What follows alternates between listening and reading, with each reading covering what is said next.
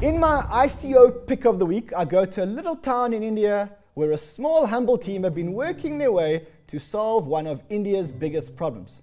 They found the solution on the blockchain. Unlike most other ICOs, these guys aren't raising a ton of money. They actually have a product that's working, and they have the government of India as a client. Babu Munagala is the founder and CEO of Zebi. Babu, who are you guys, and what is Zebi? Okay, let me introduce myself a little bit, okay? I did a BTech in IIT Madras back in '93 and spent most of my 20 plus years career in United States, San Francisco Bay Area, Silicon Valley, experienced in databases, middleware applications. We started Zebi in early 2015 as a big data company. How do we create value? How do we protect big data? And we really realized, very quickly by, middle or end of 2015 that data security is a huge problem, and there's no real solution around it. And that's when we came across blockchain as really an accident, because there is no other solution that can really give us the type of immutability, a 100% protection that no human can overwrite. Because data is such a fluid asset that even the insiders, can easily tamper or steal the data. Storing data in an immutable format on the blockchain sounds fascinating, but give me a practical use case of where we would want to protect data. There are many use cases, and the way we built our platform, it's data model agnostic. It's completely, NoSQL type of key value pairs. It doesn't know the data model. It can be used for land records. It can be used for education records. It can be used for employment records, various use cases. But obviously, land records is a very, very important use case. And just in India alone, more than 70% of all the pending court disputes, there are a lot of pending court cases. There is confusion about, two people fighting over, some particular issue. And more than 70% of their disputes, they're because of property ownership. Who owns this property? And they go to the court and, they keep pending forever and forever, right? That's really because the data is not properly stored and it's not properly protected.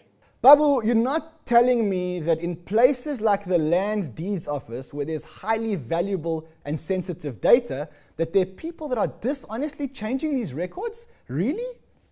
Absolutely, yeah. And if you look at the evolution of the digital age, it's actually more difficult to tamper or steal data when it's in papers. Imagine, stealing a big bunch of papers equivalent to 1 GB of data. It's very difficult and cumbersome, right?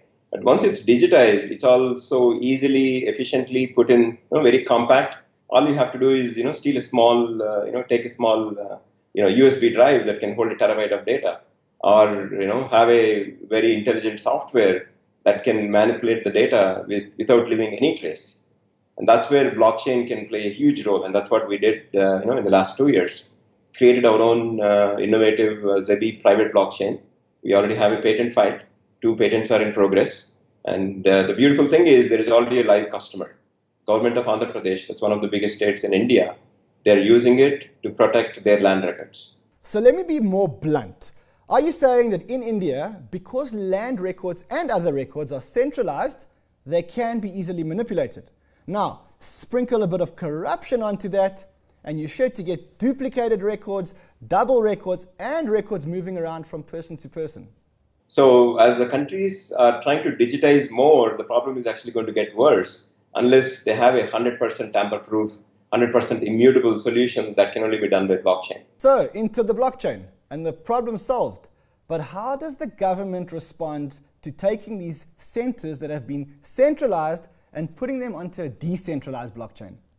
Very, very good question. Because governments don't like the public blockchains, right? Because everything is visible, everything is seen by everybody in the world.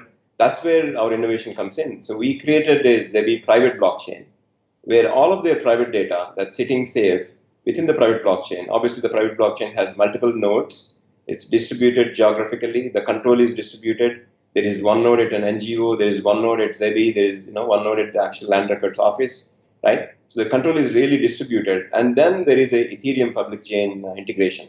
So what's stored in the Ethereum is a hash. Right? Not all the private information that the government wants to protect and keep it really inside their offices. So you're eliminating corruption using the blockchain. And corruption is a worldwide problem. It's certainly not limited to India.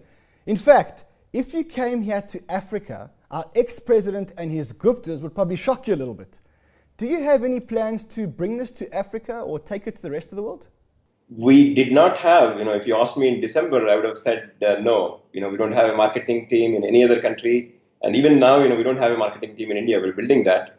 And we have been so focused on India, but we're fortunate to get incoming calls from multiple countries, right? Australia, US, Bangladesh, and Africa. There are multiple consultants that are willing to take our technology just because it's so new, it's so innovative, and there is no immediate competition in the comprehensive way that we solve both the data protection and data use, use cases. Babu, am I right to say that you can apply the same software or the same techniques for any type of data record, be it a hospital file or an education file or a police case file? It's the same software.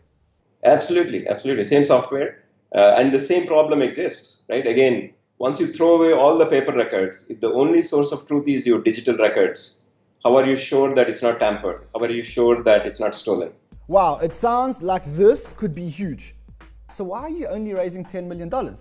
Again, just because we thought we'll focus only on India, and that's $10 million is reasonable for an Indian market, to execute and to spend for the next 3 years, and we will be profitable after 3 years in India alone.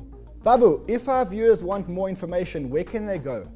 Zebi.io. So it looks like my call here was right, and these guys sold out the ICO in 4 minutes. That's all we have time for here tonight. Next week, we are coming to you from San Francisco, where we'll be at Token Fest, which promises to be one of the best conferences of the year.